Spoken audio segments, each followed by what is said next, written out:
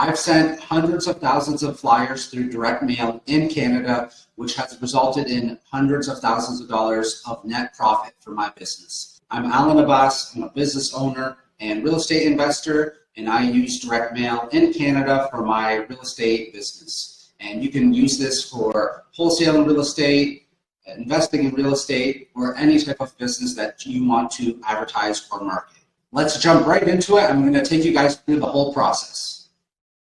So first step, we're going to go to the Canada Post website. So I recommend you guys make an account with Canada Post. If you're going to do this consistently, you're going to be able to get a discount with Canada Post and save some money. So I'm going to go ahead and sign in. Now, Canada Post has a lot of different tools, a lot of different options. The one tool that I use is called Precision Targeter. So that's what we're going to go for. And keep in mind, Canada Post is always updating their website. So you might have to go through the navigation and find this tool. They're always updating it and making changes. So right here, I see tools. I'm going to click on that and I'm going to scroll down. And this is what we're looking for under Business Marketing Precision Targeter. Now, if you've done this before, you can load a previous campaign. Even though I've done this many times, I always start fresh with a brand new campaign. Canada Post does change its mailing routes, so I'd like to recommend to always create a new campaign. So the first option, you're going to agree to their terms, click Get Started. We're going to give it a moment to load. Once again, you can resume mailing or start new mailing. So I'm going to go to Start New Mailing like usual. Okay, so now we're in the settings and you have different options depending on the size of mail. For our company, we usually send out half a page. Even if you do a full page, it should be standard size. So I'm going to keep it standard. I'm going to keep these all at the default settings and choose the mailing date. I always select when I drop it off. Now, I always like to check off these two options, include the transportation fees and include the taxes. I want to know what the total cost is, including all the fees. And then you're going to select what province you're in. So I'm in Ontario, and then continue.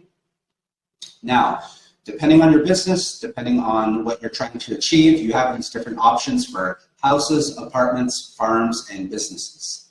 Now, I typically go for houses and farms, and I will deselect apartments and businesses. Now you have further options for different criteria. I like to keep it open. Canada Post uses the census. A lot of people don't complete the census, so I like to keep it as broad as possible. Now we're on this screen. I usually go between these two options, either the municipality, so that's the city that you're going to target. So sometimes we target a smaller cities such as Chatham. There's about 50,000 homes there. That's a smaller size compared to Windsor or London, for example. Now, if you are doing a big city, or if you have a small business such as a restaurant, maybe you don't want to send it to the whole city. So then in that case, you would select the postal code FSA. Now, FSA is the first 3 digits of a postal code. So for example, if it's N9A2A9, you're just going to put N9A. So the first 3 digits is a larger geographical area rather than a postal code, which might be a few streets. So for this example, we can go with N9A, and then if you want to add more than one, you can. In this section, it only allows you to put 1. So we're going to go with N9A, and then we can add additional routes. So we're going to select Continue. And it does take a few seconds to load. It's going to show you the geographical area. So this is Windsor N9A. And then at the top, you can see the total number of mailing pieces. So this is the number of homes it'll go to, 5,903. And it shows you the estimated costs, $1,314.07. So now if you say, hey, I want to add another FSA, you can. So I'm just hovering over the buttons. You can see the different options. And we're going to select Add Delivery Area. So I'm going to select that. And then you can either add a whole city, municipality, or another FSA. So we can add N9B, update.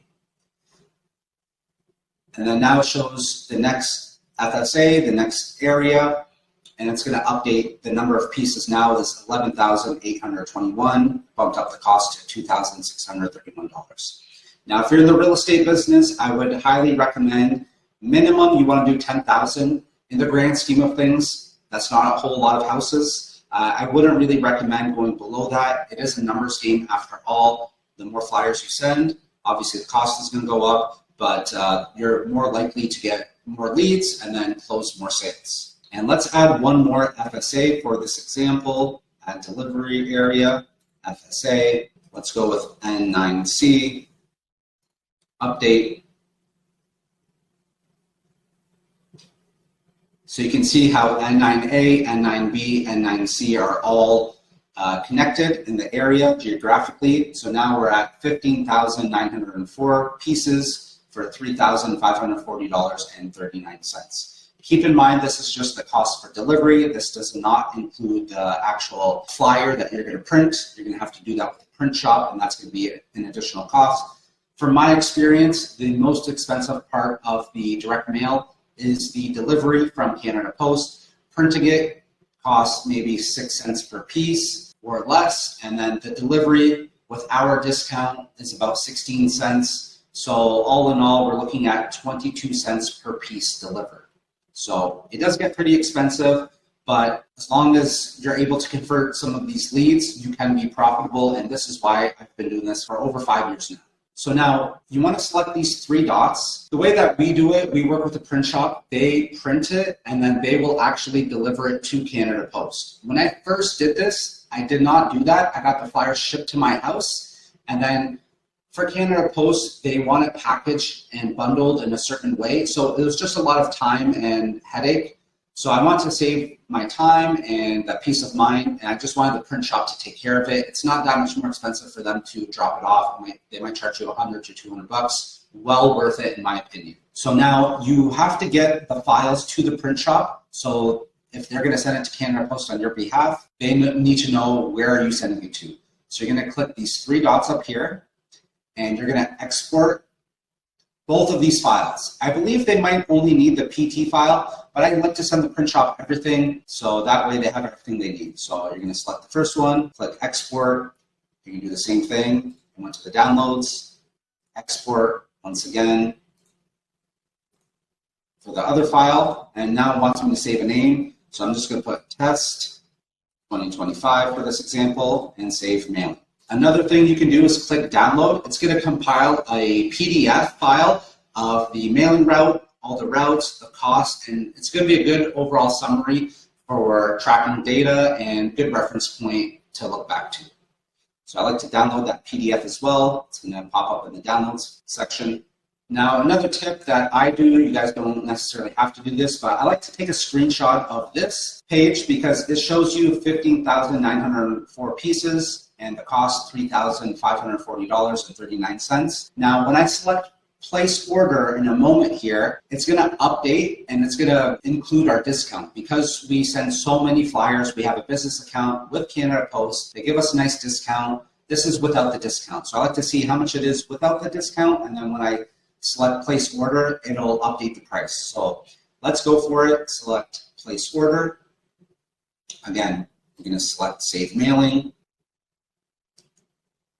Okay, so they updated their checkout. It says welcome to our new checkout. We can click continue, and you can see over here that the price has been reduced. So it was about $3,500 or so, and now it's under $2,500. So we have great savings here. It says the cost is 13 cents. I believe that's without some of the fees. I don't see the transportation fee. You do see the HST here, but basically now I know what to expect. Instead of over $3,000, we're under $2,500. At this point, we're done. The next step would be to email the print shop a copy of your flyer or your marketing material, and I ask them for a quote. Hey, can you give me a quote for 15,904 pieces? And from my experience, they can't get it to the exact piece. They usually round it up or down. So they'll either round it to 15,900 pieces, or they'll round it up to maybe 16,000 pieces, because they give you prices depending on a certain amount of flyers. And it's really not per piece, it's up to a certain number of flyers that you can send. So we're pretty much done here. Once again, the next thing is to email the print shop. You want to get a quote for this number of flyers from them. Once they send you back the quote and you approve it, you send them the files for Canada Post, and then they will do the rest. So depending on the print shop, there is some lag time, so keep this in mind. Sometimes they're backed up. It might take them 1 to 2 weeks to get this out.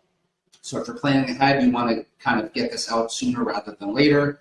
And once you pay for the print shop, how I've been doing it, the print shop basically has my credit card on file. They'll bring it to Canada Post. They'll pay for it. They'll charge my credit card, and then they'll send me a receipt with a Canada Post stamp that they received it on this day.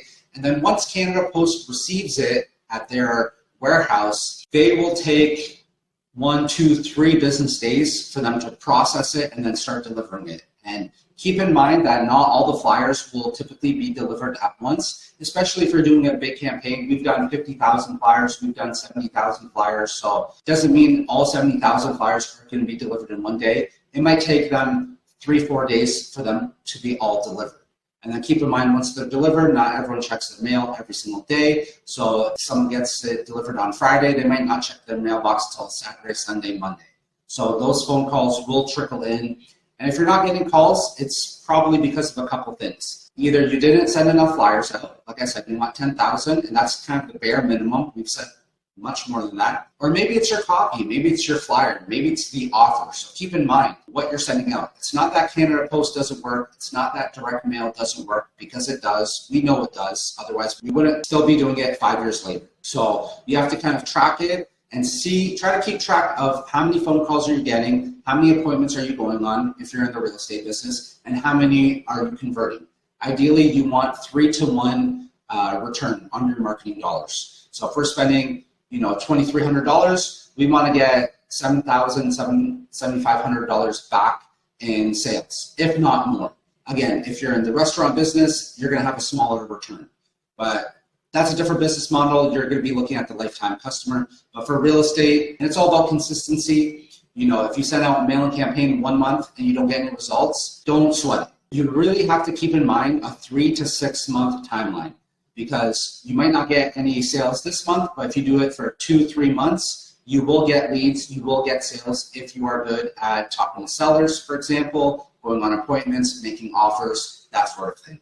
So in a nutshell, this is how we send Canada Post direct mail, and hope you guys enjoyed this video. Follow along, make sure to click the like and subscribe button for more real estate content.